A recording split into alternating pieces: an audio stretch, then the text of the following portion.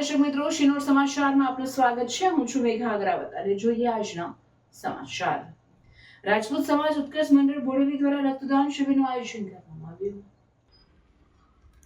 રાજપૂત સમાજ ઉત્કર્ષ મંડળ સ્થાપક રામસિંહ દીપસિંહ વાસદિયાના 100મા જન્મદિવસની ખુશીનું રાજપૂત સમાજ ઉત્કર્ષ મંડળ દ્વારા રક્તદાન શિબિરનું આયોજન કરવામાં આવ્યું। સાથે સાથે રાજપૂત સમાજના 51 તેજસ્વી તાલાઓનું સન્માન, દાતાઓનું સન્માન તથા સામાન્ય સભા પણ યોજાઈ।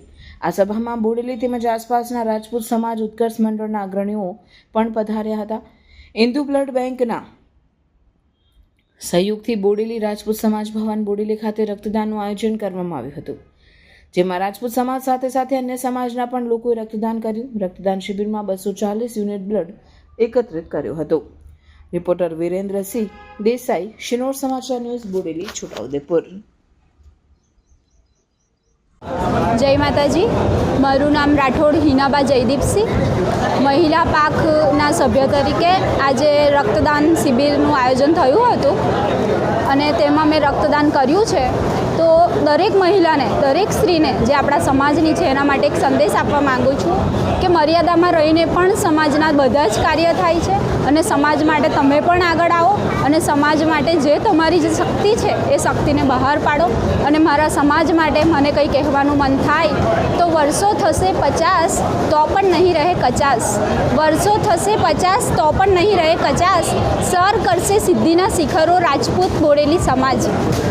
જય માતા। તે પછી એક બ્લડ ડોનેશન કેમ્પનું આયોજન કરવામાં આવ્યું છે અને તેજસ્વી તારલાઓનું સન્માન કરવામાં આવ્યું છે। આમ આ 3 પ્રોગ્રામ એક સાથે કરવામાં આવ્યા। એમાં એક વિશેષ પ્રોગ્રામ અમારી યુવા ટીમ દ્વારા કરવામાં આવ્યો છે, જે રામસિંહજી દીપસિંહજી વાસદિયા, જે એક નવું ભવન જે અમારું બનવા જઈ રહ્યું છે એવોનો અમે અત્યારે રિસેન્ટલી 99 વર્ષ પૂરા કરી 100મા વર્ષમાં જેમણે પ્રવેશ કર્યો એમના એક પુષ્પાંજલિ સ્વરૂપે અમે એક એમને ભેટ અર્પણ કરવા જઈ રહ્યા છે, જે રક્તદાન શિબિરનું આજરોજ આયોજન કરી અમારું જે ટાર્ગેટ હતું 285નું લગભગ અમે જે 270ની આજુબાજુ પહોંચવા આવ્યા છે।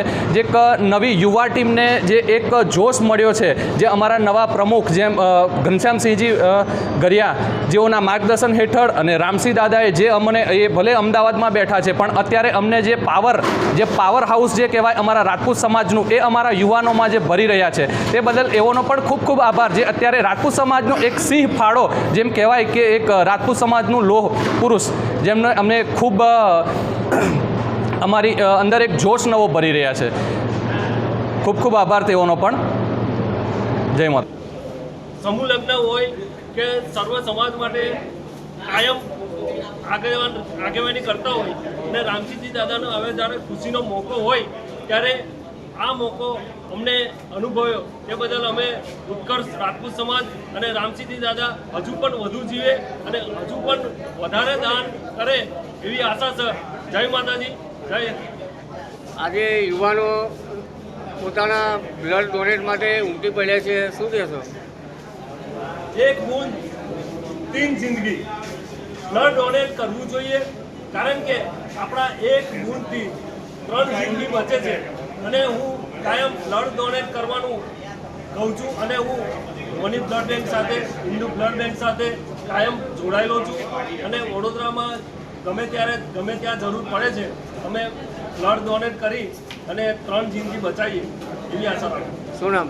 મનીષસિંહ પરમાર, ક્ષત્રિય કરણી સેના પરિવાર, રાષ્ટ્રીય સચિવ।